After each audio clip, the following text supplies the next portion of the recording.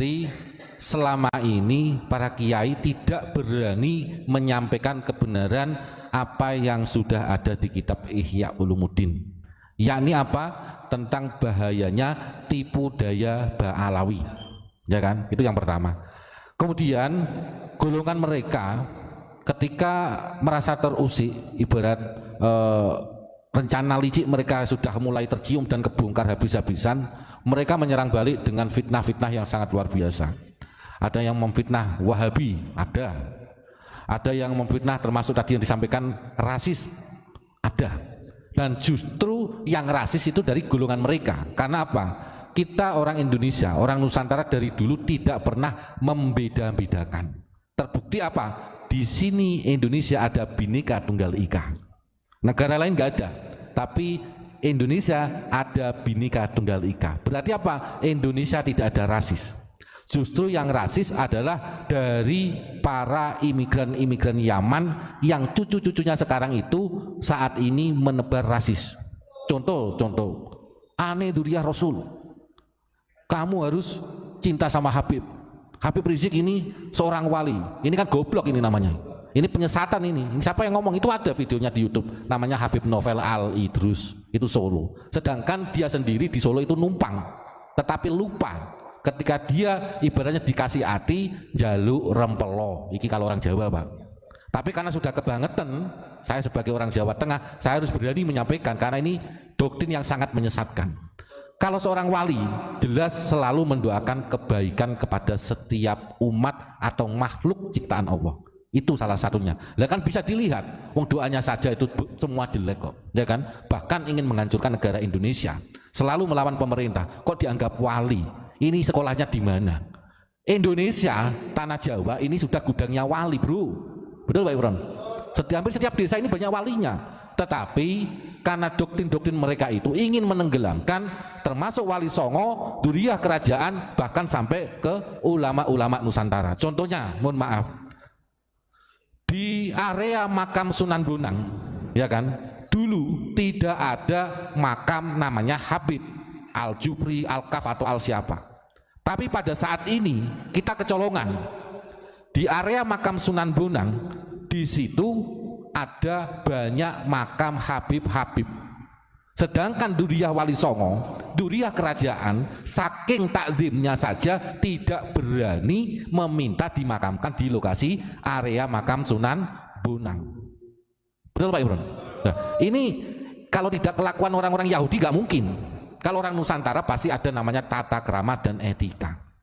Tetapi pada saat ini Nusantara sudah cerdas semua. Termasuk mereka bahkan ibaratnya ada doktrin kalau tidak mencintai Habib kafir. Ini doktrin sesat. Nggak masuk surga macam-macam. Lah ini kan doktrin-doktrin yang menyesatkan. Ulama-ulama Nusantara ditenggelamkan gara-gara kitab dirubah oleh Wahabi. Mereka akhirnya merubah sejarah para wali, sejarah kerajaan, bahkan sejarah NU dan sejarah Jatman. Berdirinya Jatman Torekoh itu pendirinya adalah Kiai-Kiai Qadiriyah wa Naksabandiyah. Sejarah Jatman dirubah, sejarah NU mau dirubah, bahkan di tubuh PBNU sendiri banyak Habib-Habib yang sudah menyusup di organisasi NU. Sedangkan muasis NU itu tidak ada yang namanya Habib. Bahkan mereka membuat tandingan 1926 berdirilah NU tanggal 31 Januari, maka 1928 mereka membuat tandingan, ya kan, yang didukung oleh Belanda pada saat itu, yakni namanya Robitoh Alawiyah. Kok sekarang ada doktrin antara kiai dan Habib tidak bisa dipisahkan dari dulu? Ketemunya di mana? Mereka justru malah memisahkan diri. Tapi pada saat ini mereka menyusup, mulai ranting, ya kan, MBC, PCNU, PBNU sampai PBNU, ya kan, ada yang muhtasar posisinya macam-macam.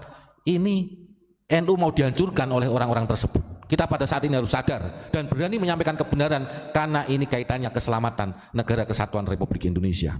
Mereka sudah berani terang-terangan menghina para kiai, menenggelamkan para pahlawan, para alim ulama, dan bahkan mengakui Indonesia milik Tarim, Jawa milik Tarim. Ini kan kurang ajar Pak Imron. Kalau dibahas ini memang sampai pagi sampai subuh pun tidak akan pernah selesai Pak Imron. Nah, gimana Pak Imron? Ini terspesial buat Kang Ridwan. Setuju ndak kalau Indonesia atau khususnya Pulau Jawa ini miliknya Tarim? Tolong Kang Ridwan 212 jawab di kolom chat. Indonesia atau Pulau Jawa ini miliknya Tarim. Setuju nggak sampean? Kalau sampean setuju berarti sampean bukan keturunan dari Nusantara. Ya. Berarti sampean sendiri punya iktikat untuk menenggelamkan daripada leluhur panjenengan sendiri. Jangan-jangan nanti Ki Ageng Grebek diganti juga namanya. Ini yang sudah terjadi seperti Ki Ageng Penanggungan diganti. Kenapa kita diam? Nah ini tolong Kang Ridwan kalau masih station dijawab di kolom chat ini. Setuju ndak kalau Indonesia atau Pulau Jawa ini diakui miliknya Tarim? Dijawab. Jangan bisa mengkritisi, tapi saya juga bisa mengkritisi daripada apa yang Anda lakukan. Artinya apa? Kita berusaha jangan sampai leluhur kita ditenggelamkan oleh orang-orang yang mempunyai kepentingan untuk merusak daripada Indonesia ini. Kalau jenengan nggak berani jawab, berarti jenengan mengakui bahwasanya Indonesia miliknya Tarim ini salah. Jawa ini miliknya Tarim salah. Kalau jenengan nggak berani jawab. Kalau berani jawab, hebat. Berarti Anda bukan orang Nusantara, nggak pantas pakai KTP yang berlogokan Pancasila. Harusnya Anda tinggal di Yaman yang kedudukannya Tarim. Terima kasih. Ya, Pak Imron semangat sekali nih. Semoga beliau selalu diberikan kesehatan. Amin. Selain itu Pak Imron, ada doktrin lagi bahwasanya mereka menyampaikan bahwasanya Indonesia Wali Songo dari Yaman. Kenapa? Sekitar 2 tahun yang lalu kalau nggak salah, saya masih ingat di Sunan Ampel, karena di situ mengundang Habib ya. Beliau menyampaikan, Habib tersebut menyampaikan bahwasanya Sunan Ampel ini dari Yaman. Makanya sekarang termasuk kejadian di area makam Eyang Sunan Bonang ini, Habib-habib itu sudah berani, sudah tidak punya etika, berani dimakamkan di area Sunan Bonang. Ini bisa dicek yang jenengan sering ziarah Wali Songo, kalau di Tuban monggo ziarah ke makamnya Sunan Bonang. Di situ ada makam-makam Habib, sudah banyak di situ. Nah ini kami sebagai dzurriyyah Wali Songo, kalau bisa secepatnya dibongkar itu makam Habib-habib, kurang ajar itu. Ya mungkin terima kasih, saya agak terima kasih. Dan nanti biar disambung lagi Pak. Masih lagi ya tuh ya Allah. Karena gini, sekarang itu memang oknum-oknum Habib, dan bisa dikatakan sudah menyeluruh ya, sampai ke pelosok-pelosok desa. Kenapa di Tulungagung ada petilasannya Pangeran Benowo juga diganti Al-Muhdor? Karena di Tulungagung ada Habib yang bermarga Al-Muhdor, pasti akan diganti sesuai dengan marganya. Lah wong Pangeran Benowo ini trah kerajaan asli, trah Wali Songo, kok Habib berani-beraninya merubah menjadi Al-Muhdor? Kamu itu, kalian itu harusnya sadar, di Indonesia itu dibawa oleh Belanda. Termasuk Utsman bin Yahya ini adalah penjahat yang ada di Indonesia ini. Ini harus dipertegas dan harus dijadikan sejarah bahwasanya Utsman bin Yahya adalah penjajah yang berkedok agama di Indonesia. Kenapa seperti itu? Karena gara-gara fatwanya Utsman bin Yahya banyak kiai-kiai di Banten yang meninggal dunia. Itu ada kejadian geger Cilegon. Makanya kita saat ini harus sadar, yang mbah-mbahnya adalah seorang pahlawan, teruskan perjuangan leluhur jenengan, seorang pahlawan yang dulunya berani menaruhkan jiwa dan raganya, hartanya, bahkan nyawanya untuk bangsa Indonesia ini. Yang leluhur jenengan dari kerajaan ataupun Wali Songo, kita saat ini harus bersatu. Indonesia ini diobok-obok oleh Habib Yahudi Yaman. Gus, nah gimana Pak? Pertanyaannya, kalau ulama-ulama kita di era sebelum kemerdekaan banyak yang di pantai Belanda, seperti yang barusan disampaikan, kalau dia katanya ikut merumuskan Indonesia, satu tokoh saja dikedepankan, siapakah? Habib yang terbunuh yang melawan Belanda. Bisa ditulis di kolom chat bahwasanya Habib si Anu bin Anu meninggal di saat 10 November misalkan. Kalau ada, setahu saya sih nggak ada, setahu saya nggak ada. Ketika Indonesia di dalam keruh, mereka sembunyi. Di saat aman dan damai mereka berkata, akulah harimau. Pret. Hanya pengakuan-pengakuan yang sangat-sangat ironis. Di saat ini dianggap ulama-ulama Nusantara sudah tertidur lama, ternina bubukkan. Mereka seenaknya sendiri. Makam-makam leluhur banyak yang dipalsukan. Kalian-kalian yang menjadi anak-anak Nusantara, kalau nggak terpanggil, di manakah hati nuranimu? Bahkan kalau kalian membela dia mati-matian, hatimu di mana? Kita nggak rasis. Minimal ada rasa sakit hati ketika leluhur kita dihabisi oleh kelompok mereka. Nah, ini Ustadz Kholis kayaknya udah lumayan.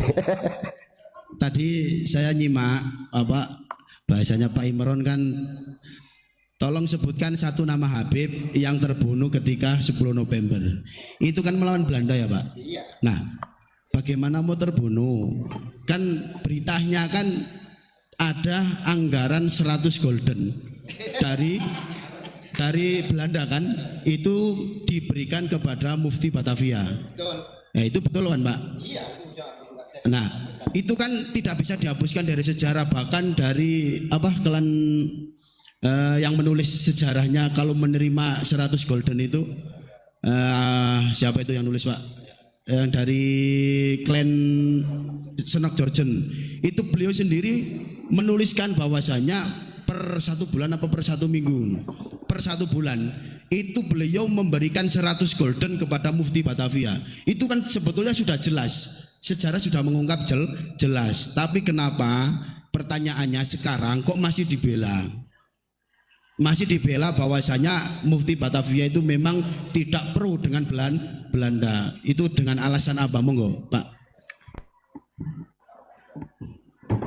Ini kalau di dalam sejarah mereka yang menyampaikan bahwasanya Utsman bin Yahya itu diangkat oleh para ulama Indonesia. Pret. Kenapa? Karena yang mengusulkan untuk mengangkat menjadi Mufti Batavia yaitu Senok Jorjen kepada pihak Belanda. Artinya Utsman bin Yahya diangkat menjadi Mufti Batavia itu tidak ada campur tangan daripada ulama-ulama Nusantara.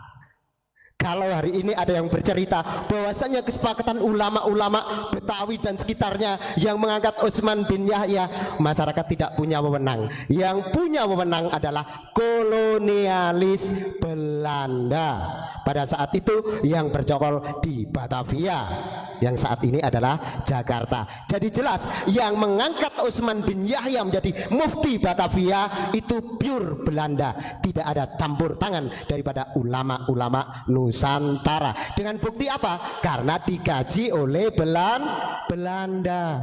Kalau ulama-ulama kita terdahulu nggak ada gajian per bulan. Mereka sampai dibela-belain supaya santrinya bisa hidup, bisa makan, bukan malah mencari bayaran. Lah hari ini kita diputar balikkan sejarah itu, seakan-akan Utsman bin Yahya itu diangkat oleh alim ulama yang ada di Betawi dan sekitarnya. Mohon disadari hal tersebut, karena di dalam catatan sejarah tidak pernah terhapuskan. Dan di salah satu kitab yang dikeluarkan oleh Utsman bin Yahya, orang-orang yang melawan kepada kolonialis Belanda termasuk golongan pemberontak itu masih tercatat rapi di dalam kitabnya Utsman bin Yahya. Moga